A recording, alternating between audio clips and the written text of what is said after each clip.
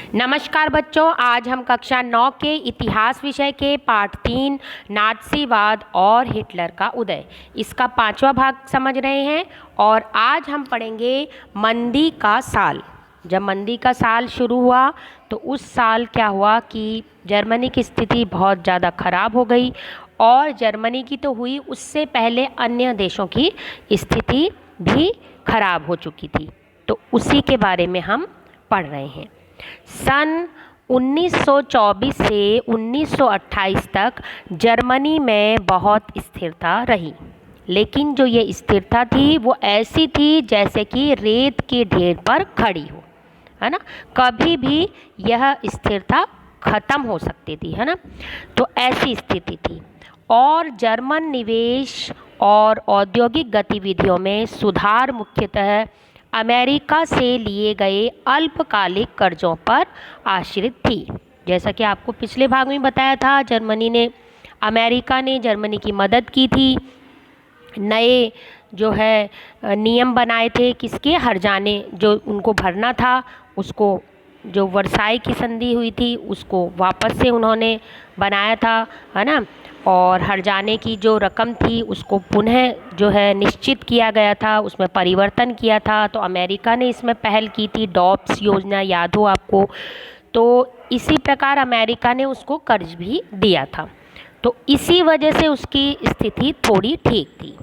लेकिन क्या हुआ, 1929 में वॉल स्ट्रीट एक्सचेंज, ये क्या है, अमेरिका का एक शेयर बाज़ार है और इसका नाम है वॉल स्ट्रीट एक्सचेंज।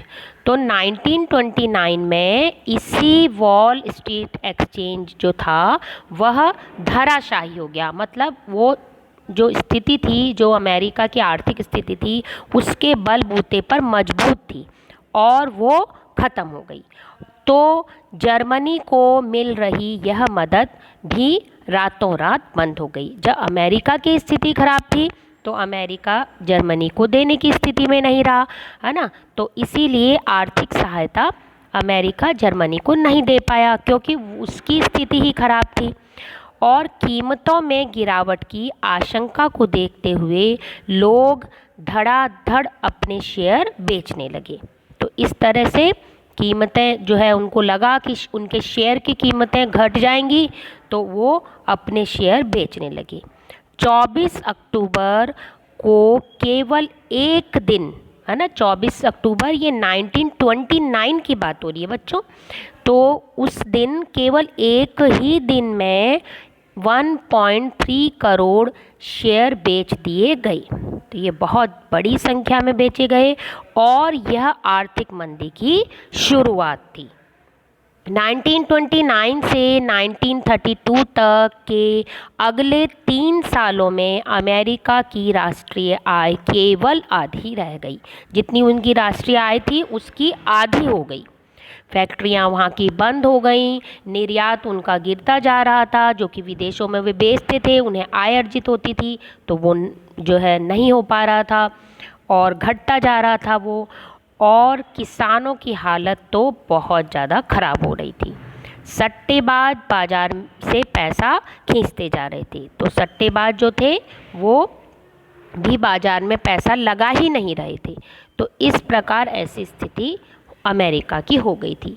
अमेरिकी अर्थव्यवस्था में आई इस मंदी का असर दुनिया भर में महसूस किया जाने लगा, है ना। दुनिया भर में लिखा है बच्चों, ये मैं महसूस, ये अलग अलग शब्द हैं। तो दुनिया भर ने महसूस, क्योंकि अमेरिका ने कर्ज दिया था जर्मनी के साथ, कुछ अन्य देशों को भी दिया था। तो इस प्रकार पूरे विश्व की आर्थिक स्थिति चरमरा गई। अब जो है इस मंदी का सबसे बुरा प्रभाव जर्मनी अर्थव्यवस्था पर पड़ा। जैसा कि आपको पता है कि उनको हर्जाने की रकम देनी पड़ती थी, और अपने देश को भी शासन व्यवस्था अच्छी तरह से चलानी होती थी। तो वैसे ही स्थिति खराब थी, और उसकी आर्थिक स्थिति अमेरिका के दिए हुए कर्ज पर टिकी थी, और इसीलिए सबसे बुरा प्रभाव जर्मनी पर पड़ा। अब 1932 में जर्मनी का औद्योगिक उत्पादन 1929 के मुकाबले 40% रह गया था। तो इस प्रकार इतना ज़्यादा घट गया, 60% घट गया, है ना, और 40% ही उत्पादन रह गया, जबकि 1929 में जितना उत्पादन होता था उसका 60% घट गया। बेरोजगारों की संख्या 60 लाख हो गई थी, है ना, इतनी ज़्यादा बड़ी संख्या थी ये, बहुत ज़्यादा, और उस समय जो जर्मनी की जो जनसंख्या थी उसके हिसाब से बहुत ज़्यादा यह संख्या थी। जर्मनी की सड़कों पर ऐसे लोग बड़ी तादाद में दिखाई देते थे जो कि अपने सामने एक तख्ती लगाए रहते थे, उसमें लिखा होता था मैं कोई भी काम करने को तैयार हूँ। ऐसी जो है गले में लटकाए रहते थे तख्ती, और चाहे वो कितने भी पढ़े लिखे हों, कितने भी स्किल उनको आती हो, प्रशिक्षित हों, किसी भी काम में वे माहिर हों, क्योंकि उनके पास काम ही नहीं था, तो इसीलिए वे ऐसी तख्ती लगाए रखते थे कि मैं कोई भी कार्य करने को तैयार हूँ, क्योंकि 2 वक्त का रोटी तो खानी थी उन्हें, है ना, तो इसीलिए। बेरोजगार नौजवान या तो ताश खेलते पाए जाते थे, नुक्कड़ों पर झुंड लगाए रहते थे, या फिर बेरोजगार दफ्तरों के बाहर लंबी लंबी कतार में खड़े रहते थे। तो इस ऐसी स्थिति थी, या तो बेरोजगार दफ्तर के सामने लाइन लगाए रहते थे या फिर ऐसे ही ताश खेलते रहते थे और चौराहों पर जो है झुंड लगा के गपशप मारते रहते थे। जैसे जैसे रोजगार खत्म हो रहे थे, युवा वर्ग आपराधिक जो गतिविधियां थीं उसमें लिप्त होते जा रहे थे। तो आपको मालूम है आपराधिक गतिविधियां, चोरी, डकैती, हत्या, महिलाओं के साथ गलत व्यवहार, तो ऐसी घटनाएं जो है जर्मनी में आम हो गई थी। चारों तरफ गहरी जो है हताशा का माहौल जर्मनी में हो गया था। आर्थिक संकट ने लोगों में गहरी बेचैनी और डर पैदा कर दिया था। जैसे जैसे मुद्रा का अवमूल्यन होता जा रहा था, मध्य वर्ग, खास तौर पर वेतनभोगी कर्मचारी और पेंशनधारियों की बचत भी खत्म होती जा रही थी। तो जो नौकरी पेशा लोग थे उनको वेतन मिलता था, उनकी जो बचत थी वो ख़त्म हो रही थी, क्योंकि पेंशन भी उन्हें नहीं मिल रही थी, जो पेंशनधारी थे तो उनकी भी बचत ख़त्म हो रही थी। तो इस प्रकार पूरे जर्मनी में जो है डर का माहौल था कि आगे क्या होगा, आगे 2 वक्त की रोटी मिल पाएगी या नहीं मिल पाएगी। कारोबार ठप होने से छोटे मोटे व्यापारी, स्वरोजगार में लगे लोग और खुदरा व्यापारियों की भी हालत भी बहुत ज़्यादा खराब हो गई थी, है ना, उनकी स्थिति तब भी ठीक थी अभी तक, तो इस प्रकार सभी की स्थिति खराब होती जा रही थी। समाज के इन तबकों को सर्वहाराकरण का भय सता रहा था। अब सर्वहाराकरण क्या है? ऐसी स्थिति जिसमें सभी लोगों को यह डर होता है कि वो अब जो है उनकी स्थिति दिन प्रतिदिन खराब होती जाएगी, हो सकता है कि 2 वक्त की रोटी ना मिले और हम गरीब होते चले जाएंगे दिन प्रतिदिन, है ना।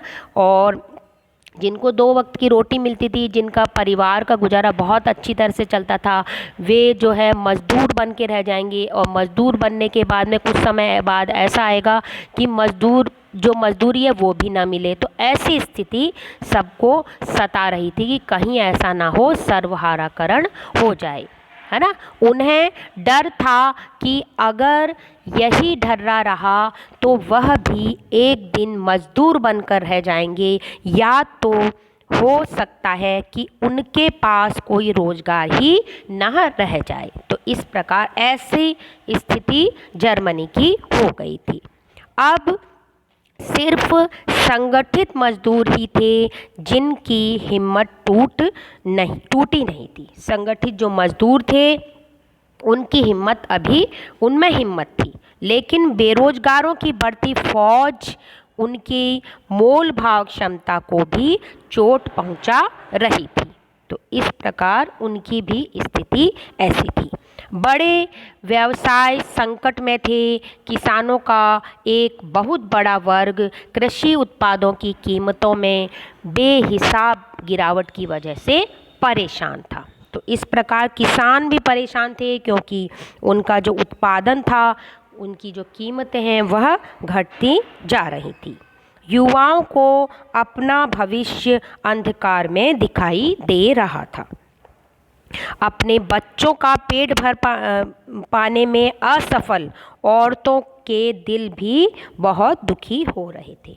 तो हमने ये जाना कि सभी वर्ग के लोग दुखी थे, चाहे स्त्रियां थी, घरेलू कार्य करती थी, है ना, अपने बच्चों का पालन पोषण करती थी, चाहे वे मजदूर थे, चाहे किसान थे, है ना, पढ़े लिखे वर्ग था, चाहे कोई सा भी वर्ग था, वह वे सभी परेशान थे इस मंदी काल में, है ना। तो इस प्रकार की स्थिति बच्चों, अब आगे पढ़ते हैं कि राजनीति स्तर पर वाइमर गणराज्य नाजुक दौर से गुजर रहा था। तो ऐसे समय में वाइमर गणराज्य की स्थिति बहुत नाजुक थी।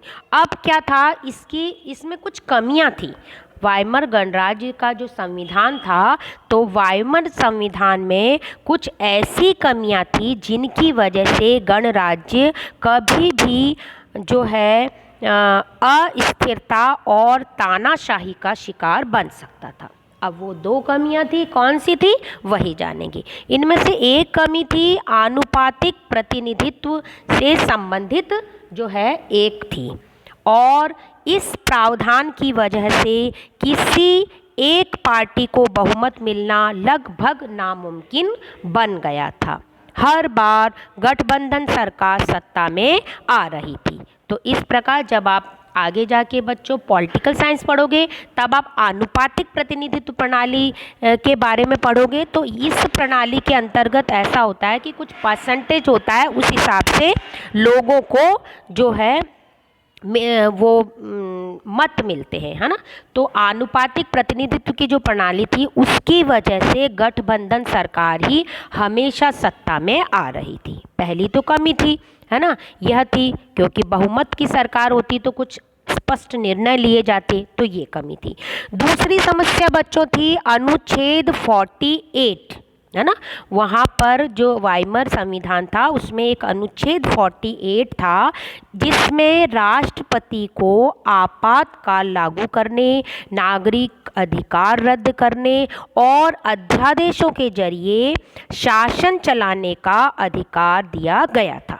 तो इस प्रकार की ये व्यवस्था थी। तो इसकी वजह से भी जो है लोकतांत्रिक ढंग से वाइमर गणराज्य कार्य नहीं कर पा रहा था। तो बच्चों ध्यान से एक बार फिर से आप इसको रिकॉर्डिंग को सुन लेंगे। दोनों ही चीज़ें इंपॉर्टेंट हैं। ये दो कमियां थी, एक क्या थी आनुपातिक प्रतिनिधित्व से संबंधित, दूसरी क्या थी अनुच्छेद 48, ठीक है। और अपने छोटे से जीवन काल में इन दोनों कमियों की वजह से वाइमर गणराज्य का शासन 20 मंत्रिमंडलों के हाथों में रहा था, और उनकी जो औसत अवधि थी वो थी 239 दिन। तो 239 दिन से ज़्यादा इन 20 मंत्रिमंडलों का शासन नहीं रहा। इस दौरान अनुच्छेद 48 का भी जमकर इस्तेमाल हुआ, है ना। अनुच्छेद 48 हमने जाना था भी, राष्ट्रपति आपातकाल लागू कर सकता था, नागरिकों को मिले हुए अधिकार रद्द कर सकता था और अध्यादेश भी जारी कर सकता था, है ना। लोगों की जो राय थे, जो चुने हुए लोग होते हैं, वो जो है उसकी कोई सा भी कानून बने उससे उनकी सहमति नहीं ली जाती है, राष्ट्रपति अपने हिसाब से वो कानून बना देता है, तो वो अध्यादेश होता है। इसके बारे में डिटेल में आप पॉलिटिकल साइंस में पढ़ेंगे, तो ये शॉर्ट में मैंने बताया आपको ताकि आपको समझ में आ जाए। तो इस प्रकार ये था, और जो है 48 का इस्तेमाल किया, पर इन सारे नुस्खों के बावजूद संकट दूर नहीं हो पाया। बार बार जो है अनुच्छेद 48 का इस्तेमाल किया गया, लेकिन फिर भी जो ये आर्थिक संकट था, आर्थिक मंदी थी, उससे जर्मनी नहीं उबर पा रहा था। अब क्या था, लोकतांत्रिक संसदीय व्यवस्था में लोगों का विश्वास खत्म हो गया था, क्योंकि लोगों को स्थिरता नहीं मिल रही थी, आर्थिक संकट दिन प्रतिदिन बढ़ता जा रहा था। तो इस वजह से लोग जो है लोकतांत्रिक संसदीय व्यवस्था में विश्वास नहीं कर रहे थे। क्योंकि वह उनके लिए कोई समाधान नहीं खोज पा रहा था, है ना, कि किस प्रकार उनकी जीवन के जो संकट थे उनके वो बढ़ते जा रहे थे। इसी वजह से उनका विश्वास उठ गया था, किसमें? लोकतांत्रिक संसदीय व्यवस्था में। तो बच्चों, आज का भाग समाप्त हुआ। गृह कार्य देख लेते हैं। वाइमर गणराज्य की कमियां लिखनी है, जो कि अभी बताई थी आपको। ये 2 कमियां लिखनी है, आनुपातिक प्रतिनिधित्व और अनुच्छेद 48। ठीक है बच्चों। और आज जो मैंने आपको पढ़ाया उसमें से आपको अतिरिक्त प्रश्नोत्तर बनाने हैं। One word answer, 1 line answer और रिक्त स्थान, सही गलत मिलान, ये चॉइस आपकी है। और आप बनाएंगे तो आपको सभी चीज़ें बिल्कुल क्लियर हो जाएंगी। तो बच्चों, आज का भाग समाप्त हुआ। धन्यवाद। कल फिर मिलेंगे।